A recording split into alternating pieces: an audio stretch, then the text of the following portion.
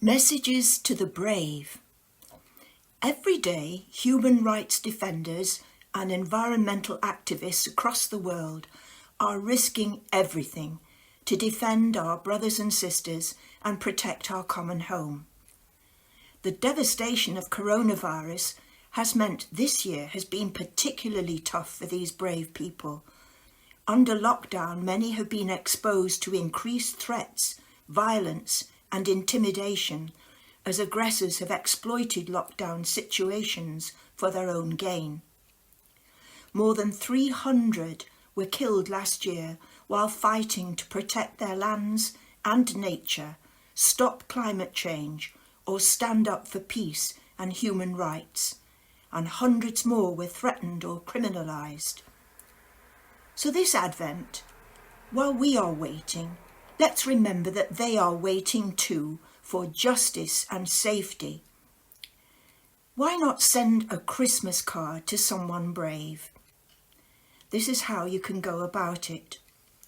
You can either send them an online message by going to www.cafod.org.uk/campaigns, then latest campaigns to find messages to the brave, or you can send a Christmas card to CAFOD, who will make sure they get it.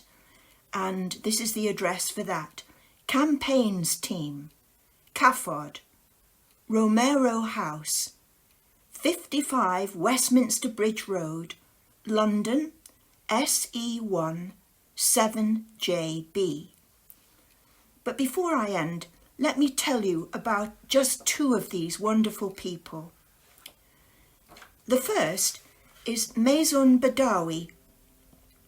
She's a Palestinian citizen of Israel, and she works for the Israeli human rights organization Yes Din.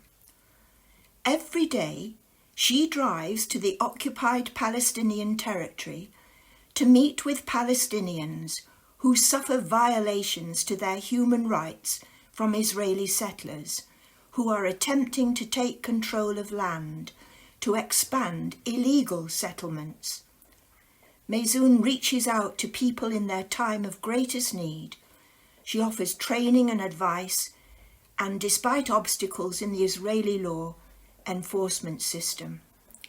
She says, "Every morning I ask myself, who will I meet today? Will I be able to help this person achieve justice?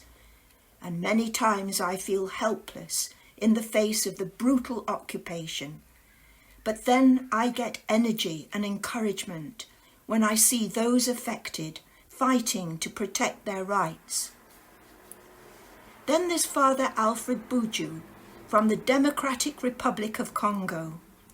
He is taking on powerful corporations, and this comes with great risk because decades of mining there has been associated with human rights abuses, environmental destruction, and child labour. So defending local communities against mining companies has made Father Alfred and his colleagues targets for intimidation. He's the director of the Justice and Peace Commission, an organisation that educates and empowers people to stand up for their rights. They've come under attack by armed men in an attempt to silence them, and Father Alfred himself has been physically attacked several times and has received death threats from unknown sources.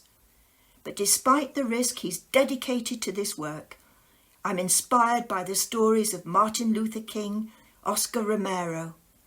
Faith is a journey, and you have to walk in the footsteps of those who came before you.